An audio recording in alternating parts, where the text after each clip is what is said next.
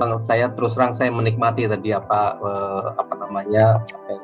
disampaikan oleh Bapak Ibu Kepala Desa. Mungkin saya perkenalkan dulu, nama saya itu Jamet Aries Kalpa, tapi saya biasa dipanggil Aris. Bapak Ibu sekalian, kebetulan saya sekarang ini sebagai Kepala Subdirektorat Dana Desa di Kementerian Keuangan. Jadi memang saya harus akui dan jujur bahwa terkait dengan pengaturan seluruh aturan mengenai dana desa itu adalah buah pemikiran pemerintah yang kita lakukan setiap tahun. Kita tahu dana desa itu yang kita berikan kepada di APBN kepada desa itu kita mulai sejak tahun 2015 kemarin. Memang pada saat terjadinya pandemi COVID ini yang merubah konstelasi kita Bapak Ibu sekalian dalam rangka untuk pengelolaan dana desa. Kalau tadi Bapak-Bapak, Ibu-Ibu sekalian banyak menyampaikan bahwa kalau pengelolaan dana desa atau kewenangan desa itu diatur dalam Undang-Undang Nomor 6 Tahun 2014 itu memang benar. Tidak ada yang bisa memungkiri itu. Namun yang perlu kita ingat Bapak Ibu sekalian bahwa dengan adanya pandemi COVID-19 di tahun 2020 kemarin, sebenarnya arah kebijakan itu kita sedikit lakukan redesign. Mungkin Bapak Ibu sekalian masih ingat ada Perpu nomor 1 tahun 2020 yang menjadi Undang-Undang nomor 2 tahun 2020. Nah, di dalamnya itu sebenarnya kita juga pemerintah Bapak Ibu sekalian, dengan persetujuan DPR ketika itu ditetapkan sebagai undang-undang, itu memang kita sudah diberikan ruang bagaimana kita mengatur tata kelola keuangan tidak hanya terkait dengan dana desa. Semua dana yang ke pemerintah daerah, dana alokasi umum, dana bagi hasil, dana alokasi khusus, semua, bahkan di belanja pemerintah pusat yang dilakukan oleh kementerian lembaga, itu pun kita lakukan refocusing. Itu istilahnya kita gunakan Bapak Ibu sekalian. Jadi istilahnya refocusing. Refocusing itu artinya adalah bahwa belanja negara, semua aspek, tidak hanya di belanja pemerintah pusat, tapi termasuk juga belanja kepada pemerintah daerah, termasuk juga kepada dana desa, itu kita lakukan fokus penggunaannya. Apa tujuannya? Tujuannya agar program pemerintah di dalam rangka untuk menangani pandemi COVID-19, untuk pemulihan ekonomi secara nasional, itu terintegrasi satu sama lain. Jadi, kita tidak bisa menafikan bahwa dana desa itu adalah bagian dari keuangan negara yang dikelola melalui APBN. Memang dibelanjakannya itu melalui APBDes. Tetapi, bonggolnya Bapak Ibu sekalian, itu ada di APBN. Nah, saya ingin sampaikan, saya ceritakan Bapak Ibu sekalian, bahwa ketika kita merancang dana desa, itu juga melalui proses pembahasan seperti yang Bapak-Bapak Ibu lakukan. Kalau di desa itu ada musdes, ada musdus ya.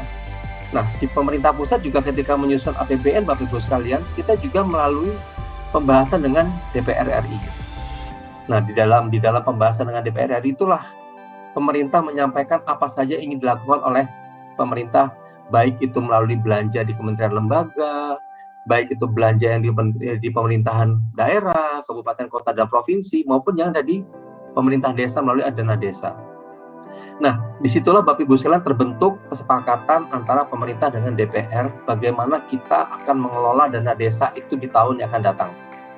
Nah, sebagai contoh di tahun 2020 kemarin kita sudah melaksanakan kegiatan-kegiatan yang memang kita lakukan refocusing khususnya untuk penanganan pandemi COVID-19. Yang kita petakan Bapak-Bapak Ibu sekalian bahwa pandemi COVID-19 itu dampaknya yang paling terasa itu adalah masyarakat kita. Siapa yang bertanggung jawab terhadap masyarakat? Ya tentunya kalau itu masyarakat di desa itu menjadi tanggung jawabnya kepala desa dan aparatnya. Kalau dia masuk dalam komunitas yang ada di kabupaten, kota, atau provinsi itu menjadi tanggung jawab kepala daerahnya. Secara nasional itu menjadi tanggung jawab presiden. Nah, karena dampak pandemi COVID itu kepada masyarakat, maka apa yang bisa kita lakukan atau apa yang bisa kita berikan kepada masyarakat agar masyarakat itu bisa tertolong dari keterpurukan akibat pandemi COVID-19. Nah, itulah Bapak Ibu sekalian yang mendasari kenapa dana desa itu di dalam masa pandemi COVID-19 ini memang kita fokuskan untuk menjadi buffer atau jadi bumper atau jadi tulang punggungnya masyarakat untuk pulih atau paling tidak untuk menjaga supaya masyarakat tidak terpuruk ke dalam kemiskinan. Yang tadinya kerja tiba-tiba harus dirumahkan. yang tadinya kerjanya serabutan, semakin sulit hidupnya karena memang tidak ada kesempatan kerja serabutan tadi. Nah, ini yang mau kita tolong Bapak Ibu sekalian. Oleh karena itu pemerintah pusat melalui bansos-bansos yang ada di pemerintah, kemudian juga bansos yang ada di APBD, termasuk juga BLT Desa, kita ingin supaya ini memberikan kontribusi dalam rangka untuk menolong keterpurukan masyarakat akibat pandemi COVID-19. Nah, kira-kira seperti itu gambaran umum atau filosofi berpikirnya kenapa kemudian kita melakukan refocusing terhadap penggunaan termasuk dana desa Bapak Ibu sekalian. Pemerintah ingin supaya semua elemen pendanaan yang di dalam APBN itu memberikan kontribusi untuk menolong masyarakat kita supaya bangkit dari keterpurukan akibat pandemi COVID-19. Nah, Bapak Ibu sekalian, ini ada efek dominonya. Kalau masyarakat, kemarin saya ikut acara di mana ya? Itu saya di Sumatera Utara, itu saya terharu sekali. Jadi ada satu kepala desa itu menyatakan bahwa negara yang baik itu kalau pemerintah daerahnya itu juga baik. Pemerintah daerah yang baik itu kalau kecamatannya atau desanya baik. Desa yang baik itu kalau masyarakatnya juga baik dan sehat. Nah, saya pikir filosofi itu sangat pas ya Bapak Ibu ya. Cocok banget menurut saya. Nah, jadi kalau misalnya kita meyakini bahwa masyarakat kita itu masih perlu dibantu, sebenarnya bentuk apapun bantuan itu akan baik, akan berdampak baik kepada desanya, kemudian nanti akan naik ke atas kepada kabupaten kotanya, nanti akan naik ke provinsinya, dan itu akan terakumulasi menjadi kebaikan untuk negara. Kerangka itu Bapak Ibu sekalian yang kita bangun, kenapa kita mau mengarahkan penggunaan dana desa itu. Kemudian yang kedua, terkait dengan masalah capping 40% atau maaf, capping istilahnya apa ya? Batasan minimal 40% dana desa untuk BLT desa. Bapak-bapak dan ibu-ibu yang saya hormati, kami juga sudah mempelajari, sudah tahu bahwa memang kondisi desa itu beragam, ya, bervariasi. Ada yang di Indonesia ini Bapak Ibu sekalian, itu ada yang desanya penduduknya cuma 23 orang. Tapi ada juga yang di Kabupaten Bekasi itu penduduknya itu sampai 83.000 orang. Itu saya cuma mau bilang kalau memang kita bervariasi. Tapi itu kan data ya Bapak Ibu sekalian. Kita belum lihat yang sebenarnya. Karena bisa saja ternyata penduduk di desa A yang tadinya cuma terdata cuma 23 orang, tapi ternyata dalam waktu berjalan ini ada beberapa yang pindah atau kedatangan dari warga yang lain, sehingga itu memang akhirnya menjadi tanggung jawab desa itu. Nah, itu yang ingin kita capture Bapak Ibu sekalian. Kalau dia masuk dalam perangkat masyarakat yang memang kita perlu bantu, yang masyarakat miskin, itu yang perlu kita bantu. Itu yang perlu kita berikan. Jadi kalau Bapak-Bapak Ibu sekalian berpikir bahwa dana desa itu akan lebih bermanfaat kalau untuk bangun infrastruktur, betul. Saya sependapat, saya cocok dengan itu 100%, bahkan 1000%. Tapi kalau kondisinya normal, saya baca di kolom chat ini ya. Di kolom chat ini banyak sekali pendapat ini. Ada yang pro, ada yang kontra. Benar Pak, saya setuju banget ya, bahwa infrastruktur itu akan sangat membantu masyarakat dalam rangka untuk memudahkan mereka untuk beraktivitas. Tapi kalau kondisinya normal, Bapak Ibu sekalian, kita baru di dalam kondisi yang membaik sekarang. Kemarin ketika masih PPKM level 4, apa yang kita bisa lakukan? Orang keluar rumah aja nggak boleh kok. Boro-boro kita mau gerombol, mau pada karya tunai, mau segala macam. Keluar rumah aja kita nggak boleh Bapak Ibu sekalian. Anak-anak sekolahnya pakai PJJ, pakai jarak jauh. Nah, kalau yang Bapak-Bapak Ibu-Ibu sekalian, nyon-nyon sewu ya Bapak Ibu ya, kalau kita yang punya penghasilan tetap ya, mungkin kita tidak terlalu terdampak. Tapi kalau teman-teman kita, masyarakat kita yang tadinya kerjanya buruh, tani, kemudian mereka nggak bisa beraktivitas, bisa panen tapi nggak bisa jual karena mungkin pasarnya sepi. Nah, seperti itu sebenarnya mau kita tolong gitu. Nah, kemudian yang ketiga Bapak Ibu sekalian, kebijakan ini sifatnya temporer. Kembali saya katakan bahwa dasar berpijak kita adalah Undang-Undang Nomor 2 mengenai pemulihan ekonomi. Ini sifatnya temporer. Artinya memang kita lakukan masih dalam kondisi pandemi COVID-19. Tidak ada satupun orang di dunia ini Bapak Ibu sekalian mengharapkan kondisi ini akan terus seperti ini. Kecuali penjual vaksin ya. Kalau kita kayaknya enggak ya, nggak ada yang mau ya.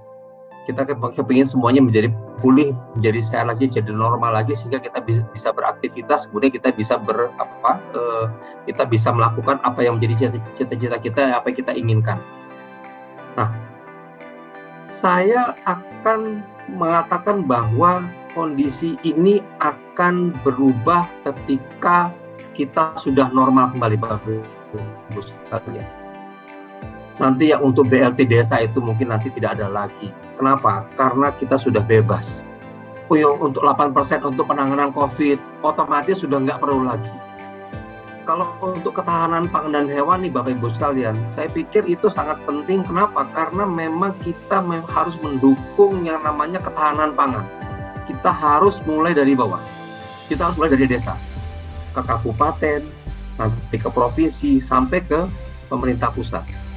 Itu lagi disebut dengan sinergi program, Bapak Ibu sekalian. Jadi nggak bisa lagi kita ngomong kalau semua jalan hanya pemerintah pusat aja sendiri, nggak bisa Bapak Ibu sekalian. Karena otonomi ada di pemerintah kabupaten kota, bahkan sampai ke desa. Saya tadi sangat sepakat dengan disampaikan oleh Pak Ronald Adam. Beliau memang sudah melihat atau membaca, memetakan ada permasalahan di sini, tapi kita masih bisa mencari solusi bagaimana supaya pemerintah atau aturan dibuat oleh pemerintah bisa dilaksanakan.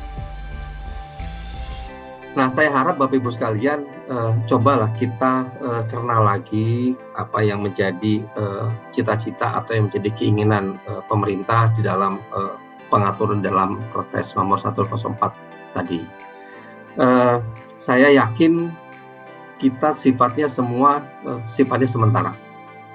Tidak ada yang langgeng semuanya. Yang langgeng itu sebenarnya yang pasti adalah sebenarnya dana desanya. Karena itu sudah diamanatkan di dalam Undang-Undang Nomor 6. Itu yang langgeng Bapak Ibu sekalian. Tapi kalau yang namanya program, penggunaan, ya, pengaturan, penyaluran segala macam, saya yakin itu akan sangat dinamis. Akan menyesuaikan dengan kebutuhannya, akan menyesuaikan dengan kondisinya. Nah, saya harap Bapak-Bapak Ibu sekalian, ya, tadi kalau ada yang sampai mau mengerahkan 50 sampai 100 bus, ya mungkin sayang duitnya. Kenapa nggak dibayar aja untuk BLT itu, kalau misalnya punya uang untuk bayar bus sampai 100 itu. Ya kita masih punya forum seperti ya, acara TV Desa ini untuk berbagi, untuk untuk bertukar pikiran, untuk curhat ya, atau untuk mengkritik ya. Saya suka sekali tuh dengar acara-acara seperti itu. Tapi non sewu tadi Pak D, saya agak terlambat masuknya karena saya juga harusnya saya bisa lebih komprehensif lagi menyampaikan informasi-informasi yang lainnya terhadap terkait dengan dana desa. Nah, Bapak Ibu sekalian, saya ingin hanya menginformasikan bahwa memang saat ini kami sedang menyusun rancangan peraturan Menteri Keuangan untuk pengelolaan dana desa tahun 2022, di mana di dalamnya nanti juga termasuk adalah pagu alokasi dana desa per desanya. Jadi perubahannya Bapak-Bapak Ibu sekalian, kalau di tahun-tahun sebelumnya kan rincian dana desa per desa itu ditetapkan oleh bupati atau wali kota ya. Tapi di tahun 2022 itu sedang kami siapkan. Insya Allah Bapak Ibu sekalian, kami sudah naikkan ke Bu Menteri kemarin hari Jumat siang. Ya mudah-mudahan akhir minggu ini atau mungkin hari Senin besok sudah akan oleh Bu Menteri, sehingga minggu depan itu kita sudah bisa distribusikan ke masing-masing kabupaten kota dan juga bisa dibaca dan dilihat oleh Bapak-Bapak Ibu sekalian. Saya merencanakan kita akan melakukan sosialisasi terhadap peraturan Menteri Keuangan tersebut. Mungkin kalau kita pakai Zoom atau meeting room aplikasi Zoom mungkin terbatas pesertanya. Saya akan coba nanti kita channelkan juga ke YouTube, atau mungkin kalau Pak Ade nanti mau jadi relay juga mungkin bisa lebih mantap lagi itu. Nah, jadi mungkin itu rencana kami Bapak Ibu sekalian. Insya Allah nanti untuk dana desa 2022 informasi sudah bisa kita pastikan di tahun minggu depan. Nah, satu lagi yang saya ingin sampaikan ke Bapak Ibu sekalian, untuk Bapak-Bapak Ibu-Ibu kepala desa yang sudah menetapkan APBDes atau sudah melakukan musdes ya, mohon nanti dilihat lagi, disesuaikan lagi terutama tadi untuk misalnya untuk berapa dana desanya per desa, itu yang dimasuk adalah APBDes kita. Kemudian untuk belanjanya, saya mohon maaf kalau memang akhirnya Perpres 104 itu akan berdampak kepada adanya perubahan-perubahan terhadap postur belanja di dalam APBD Bapak Ibu sekalian. Tapi tolong perhatikan apa yang menjadi keinginannya pemerintah atau apa yang diharapkan oleh pemerintah melalui program-program yang disebutkan di dalam Perpres 104 tadi. Mungkin itu Pak D, Bapak-Bapak, Ibu sekalian. Saya mohon maaf sekali ini atas penjelasan saya yang mungkin tidak begitu bisa menjadikan pelipur lara Bapak Ibu sekalian. Saya ingin kita sharing. Saya hanya ingin Bapak-Bapak Ibu sekalian memahami apa yang menjadi dasar pemikiran dari kebijakan yang oleh pemerintah. Demikian Bapak Ibu sekalian, sekali lagi terima kasih atas kesempatannya Pak D, Bapak Ibu sekalian. Mas Aris, mungkin ini yang menarik adalah tentang ada batas minimal 40%.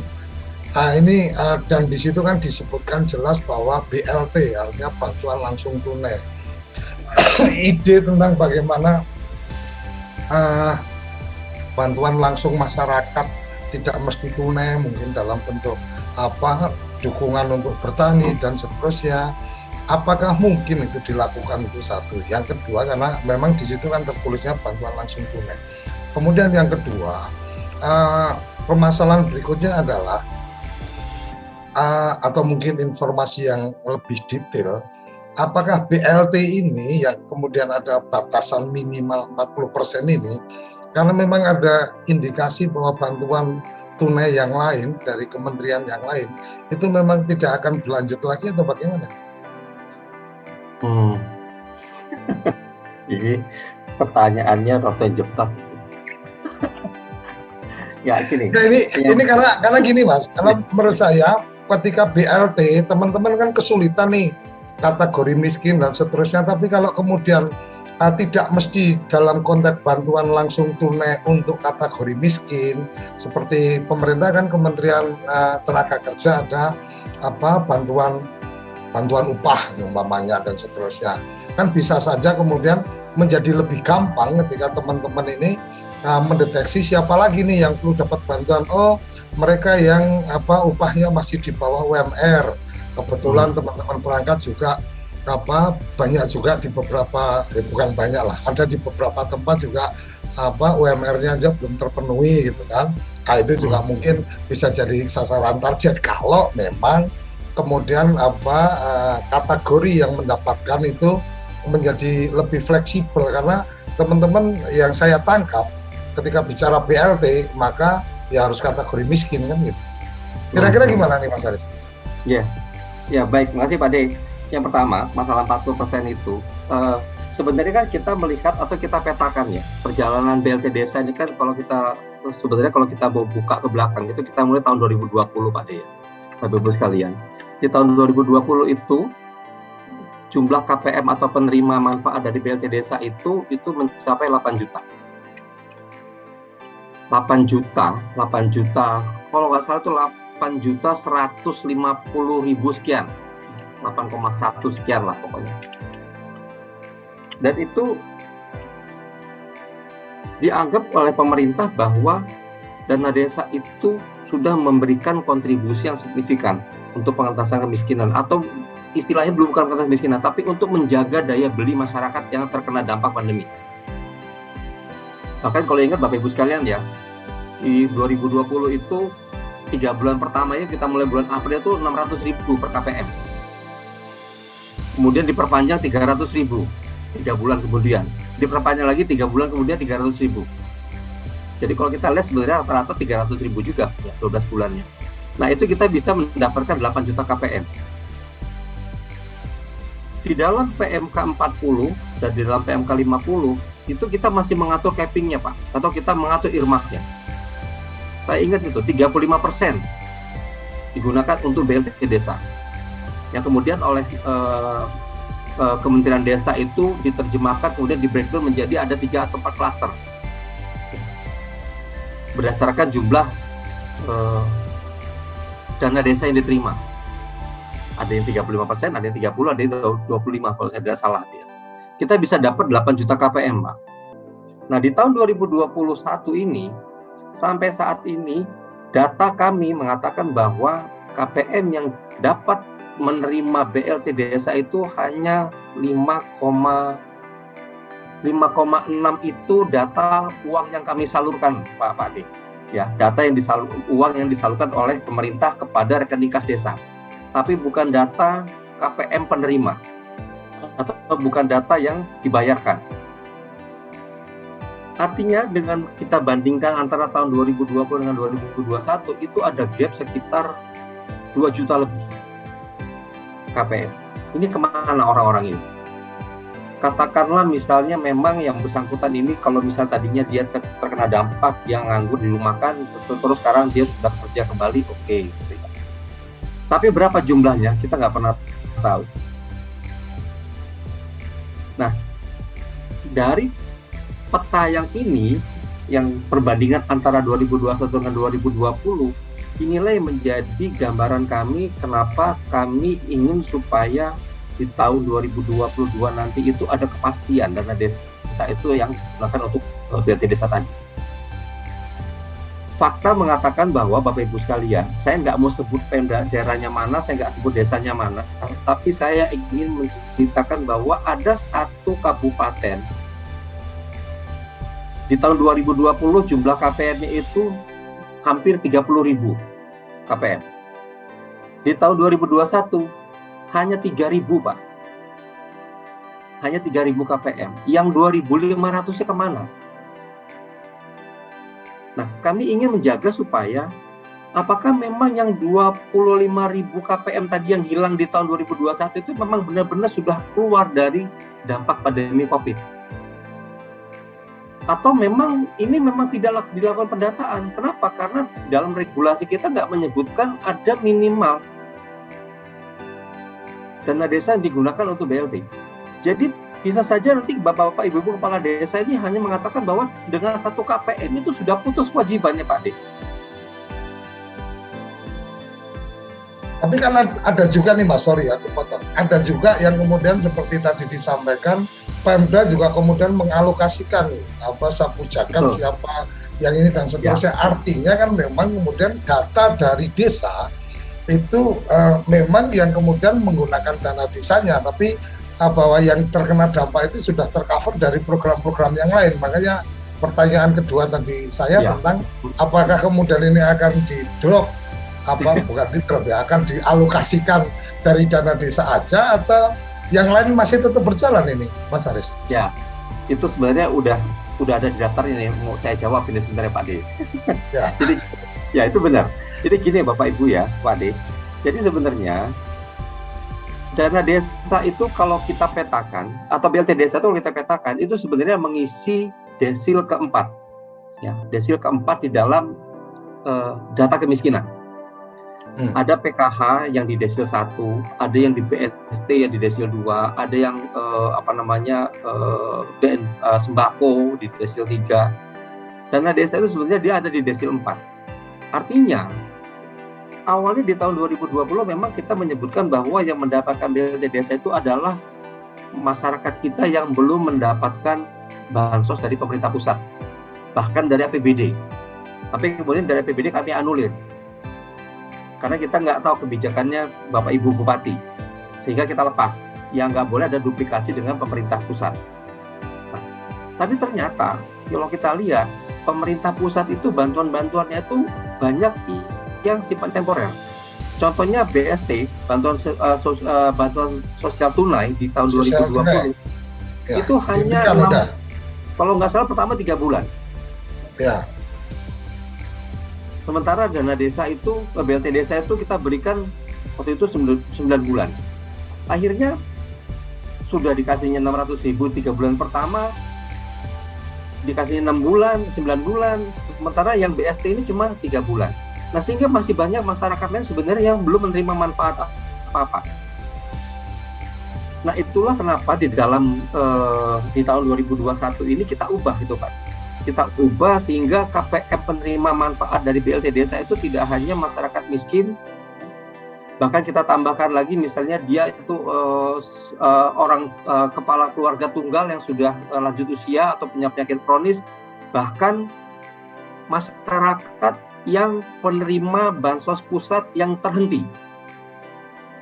Jadi gambarannya kalau misalnya dia dapat BST dari bulan katakanlah Januari, Februari, Maret, April, kemudian dia berhenti, dia sebenarnya boleh menjadi KPM BLT Desa yang dimulai bulan Mei sampai bulan Desember. Itu saking gimana supaya benar-benar dana desa ini bisa digunakan untuk tadi menjaga daya belinya masyarakat. Nah, itu pola berpikirnya seperti itu Bapak Ibu sekalian. Sehingga kalau misalnya kita katakan bahwa enggak, di masyarakat saya itu udah dapat semua bansos dari pemerintah pusat, enggak apa-apa, tunggu sampai dia selesai bansos pusatnya. Kemudian diambil alih oleh desa. Betul, diambil alih atau dilanjutkan dengan PLT desa. Oke. Jadi masyarakat kita itu langgeng selama 1 tahun Bapak Ibu sekalian. Itu yang perlu kita lakukan. Nah, kemudian kalau yang ini Bu Tia TA-nya, Kemensos ngapain? Ini sekalian ngerespon dari yang Pak Ade sampaikan. Yang kedua, program pemerintah pusat untuk bansos dari pemerintah pusat di tahun 2022, saya belum bisa ngasih bocorannya karena itu urusannya Kemensos. Kemensos, Kementerian Sosial punya tugas fungsi untuk melaksanakan seluruh bantuan sosial kepada masyarakat. Dan saya yakin pasti tetap ada. Karena pemerintah di tahun 2022 itu juga masih fokus untuk pemulihan ekonomi. Salah satu instrumennya adalah memberikan cash transfer kepada masyarakat. Jadi saya yakin masih ada. Cuman bentuknya apa, berapa besarannya, mohon maaf, saya nggak tahu. Saya belum tahu itu. Kemensos yang lebih kompeten untuk menceritakan masalah itu. Nah, itu Bapak Ibu sekalian. Nah, kemudian saya ingin sampaikan lagi ya, bahwa Perpres 104 itu merupakan pelaksanaan dari Undang-Undang Nomor 6 Tahun 2021 tentang APBN 2022. Itu adalah amanat undang-undang. Isi dari Perpres 104 itu adalah rincian belanja anggaran APBN. Di situ ada lampiran, ada 5. Lampiran 1 itu mengenai belanja di kementerian lembaga. Lampiran 2 itu belanja untuk pembiayaan. Lampiran 3 itu belanja untuk bendahara umum negara. Lampiran 4 dan 5 itu termasuk di dalamnya adalah belanja untuk dana transfer ke daerah dan dana desa. Isinya itu Bapak Ibu sekalian. Sehingga Perpres 104 itu nggak mungkin dibatalkan. Kalau itu dibatalkan, APBN kita nggak jalan. Berarti Bapak Ibu sekalian juga dana desa nggak mungkin meluncur. Karena dana desa di lampiran itu sudah ada ya alokasi tiap kabupaten ya Pak. Ya. Betul Pak Ade. Jadi kalau perpresnya itu dibatalkan, ya uang yang APBN-nya sudah kita rencanakan di dalam undang-undang APBN itu nggak akan bisa meluncur ke siapapun. Oke. Nah gitu Bapak Ibu sekalian. Ya. Ini mungkin yang menjadi menarik memang perlu diberikan gambaran tentang BLT yang minimal 40 itu klasifikasinya seperti apa dan seterusnya supaya teman-teman di desa juga bisa seperti yang tadi Mbah Lurah Wahyudi tadi sampaikan, yang bantuan langsung itu juga bisa bergerak untuk penguatan badan usaha milik desa umpamanya dan seterusnya karena belanjanya di badan usaha milik desa. Mungkin seperti itu Mas Ari. Ya, itu kan salah satu cara kita untuk pemberdayaan BUMDes. Yang menjadi intinya adalah bagaimana supaya uangnya itu bisa diterima oleh masyarakat kita sehingga dia bisa menjadi buffer atau menjadi tulang punggung untuk daya belinya. Apakah itu nanti menyalurkannya itu mau lewat BUMDes atau mau langsung dari aparat atau kepala desa, itu sebenarnya masalah teknikal aja itu Pak Ade. Silakan aja sebenarnya. Yang penting adalah supaya bantuan itu nyampe ke masyarakat yang benar-benar layak untuk menerima. Itu yang urgent sebenarnya. Oke. luar biasa nih, Mas Aris. Kalau mungkin kalau masih ada yang nanti akan disampaikan silakan, tapi ada yang saya ingin menyela dikit adalah Kementerian Desa sudah mencoba melakukan pendataan kemiskinan melalui SDGs desa, data SDGs dan seterusnya. Sejauh mana apa sinergitas antara teman-teman di Kementerian Keuangan untuk kemudian mendapatkan data informasi masyarakat miskin di desa yang sudah dihimpun dengan menggunakan program data SDGs desa, Mas Aris? Ya, tadi saya lupa ada Pak siapa yang dari itu ya, saya lupa tadi itu Pak Kades dari yang mengatakan bahwa ada tumpang tindih masalah aturan gitu ya. Oh, Kades dari Talo Melito ya. Ya, yang dari luar Jadi gini Bapak Ibu saya Pak D, sebenarnya pemerintah itu ada 3 kementerian lembaga yang memang terlibat dalam pengelolaan dana desa sebenarnya. Walaupun sebenarnya kalau Kementerian Dalam Negeri itu dia tidak spesifik dana desa. Spesifikasinya adalah pada pengelolaan keuangan desa. Kalau keuangan desa itu bisa dari PADES-nya, bisa dari dana desanya, bisa dari ADD-nya, macam-macam lah ya. Kemudian sampai ke belanjanya. Nah, kalau Kementerian Desa itu berdasarkan PP nomor 60 itu disebutkan bahwa memang kewenangan pemerintah, kewenangan untuk mengatur mengenai prioritas penggunaan itu ada di Kementerian Desa. PP 60 itu turunan dari Undang-Undang nomor 6 tahun 2014. Nah, kemudian dalam kondisi COVID ini saya katakan tadi bahwa dengan Perpu nomor 1 Undang-Undang nomor 2 tadi memang kewenangan-kewenangan itu diambil alih dengan peraturan dengan Undang-Undang nomor 2 tadi. Sehingga memang ada batasan-batasan. Walaupun kami sebagai pemerintah tetap melakukan sinergitas dan sinkronisasi untuk pengaturan-pengaturannya. Kementerian Desa tetap melakukan apa yang kita sebut dengan penyusunan program prioritas penggunaan melalui Permendesnya. Cuma memang yang menjadi kendala itu adalah ketika muatan Permendes itu sedikit berseberangan atau sedikit kontradiktif dengan aturan di dalam Undang-Undang APBN. Tadi saya katakan Pak Di, Undang-Undang APBN itu adalah produk kita dengan DPR. Jadi ketika kita menyampaikan program atau untuk kebijakan dana desa itu biasanya DPR akan menyampaikan hal-hal apa yang menjadi concern mereka. Dana desa dipakai untuk ini. Contohnya seperti untuk ketahanan pangan hewani itu sebenarnya adalah arahan dari Ketua Badan Anggaran DPR RI. Beliau ingin supaya kita menguatkan ketahanan pangan mulai dari desa. Nah, hal yang seperti ini yang memang kadang-kadang dia tidak sinkron ketika kalau kita lihat atau kita bandingkan dengan Permendes. Kenapa? Karena Permendes itu biasa terbit di bulan September. Sementara DPR itu atau RAPBN itu sedang kita godok dengan DPR itu sampai di bulan Oktober. Nah, tadi saya lupa. Ini yang Kades dari Punggung Harjo tadi kalau nggak salah ya. Ya. Jadi memang salah satu yang menjadi dasar kenapa akhirnya penggunaan dana desa itu diatur dalam Perpres itu ya memang seperti itu Pak. Karena sudah ada aturan di Permendes sebenarnya, tapi kemudian karena ada kebijakan yang ditetapkan berdasarkan hasil pembahasan dengan DPR itu harus dituangkan.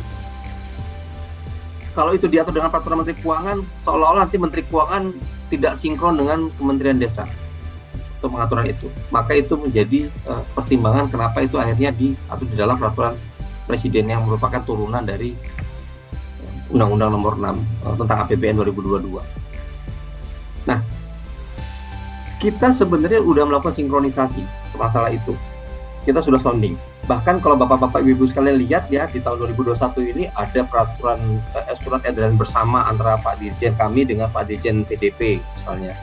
Itu sebenarnya bentuk sinergitas kita dengan Kemendes itu. Kemendes juga mengaku itu. Nah, kemudian kayak dengan masalah kemiskinan tadi Pak D, Bapak Ibu sekalian, sampai saat ini memang kita masih menggunakan data kemiskinan dari Kementerian Sosial. Karena itu yang digunakan sebagai basis untuk pemberian bansos kan. Nah, memang kami mengharapkan agar di pemerintah pusat ini, terutama untuk yang level desa, ini kita memiliki basis data juga yang kuat nih terkait dengan kemiskinan tadi. Karena mau nggak mau itu kalau misalnya nanti kita ingin laksanakan yang seperti arahannya Bapak Presiden untuk pengentasan kemiskinan ekstrim, itu sangat bermanfaat itu data kemiskinan itu, karena itu nanti menjadi basisnya. Nah, kalau misalnya data itu memang sudah terbentuk semua Bapak Ibu sekalian di 74.960 desa di Indonesia, saya yakin mungkin kita akan menggunakan data itu untuk masalah kemiskinan di desa. Jadi mungkin nanti BLT desa itu kita sudah bisa petakan sejak awal. Ternyata BLT desa itu untuk di seluruh Indonesia itu yang berhak untuk menerima itu hanya sekian datanya, berdasarkan data dari Kemendes. Nanti lebih mudah itu Bapak Ibu sekalian. Jadi mungkin 40% atau berapapun itu akan hilang aturan itu. Nah, tapi karena sekarang ini kita belum memiliki data yang lengkap ke seluruh Indonesia, seluruh desa di Indonesia, makanya prinsip untuk memberikan BLT desa itu kita memberikan kriteria tadi. Penduduk miskin yang terdampak, kemudian kepala rumah tangga tunggal, kemudian yang memiliki penyakit kronis, yang BLT atau bansos dari pemerintah pusat yang terhenti. Nah, itu kira-kira yang menjadi kriteria Bapak Ibu sekalian. Oke, luar biasa kita sudah mendapatkan pencerahannya. Masih ada yang ingin ditambahkan Mas Haris? Karena ini sebenarnya kita mestinya jam 9 kita tutup, karena ada Mas Haris saya merasa bahwa ini harus dituntaskan informasi dari Mas Haris supaya teman-teman juga mendapatkan pencerahan. Jadi gambarannya sekilas sudah kebayang kalau buat saya. Artinya memang ini bicara tentang strategi bagaimana pengentasan kemiskinan yang mungkin kemarin ada data-data yang kemudian sumber-sumber datanya memang seperti itu, akhirnya kemudian ternyata efektif nih kalau kita kemudian bantuan langsung tunai itu kemudian menggunakan jalurnya dana desa gitu kan.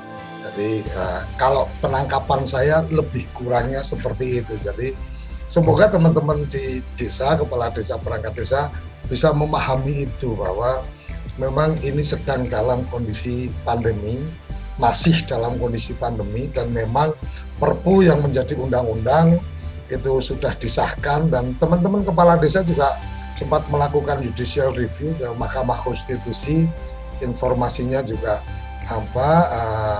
tuntutan tentang klausul yang dana desa juga sepertinya tetap berjalan sesuai dengan undang-undangnya. Jadi akhirnya ya seperti ini yang mungkin kita bisa lihat atau kita bisa terima atau bisa kita coba pahami.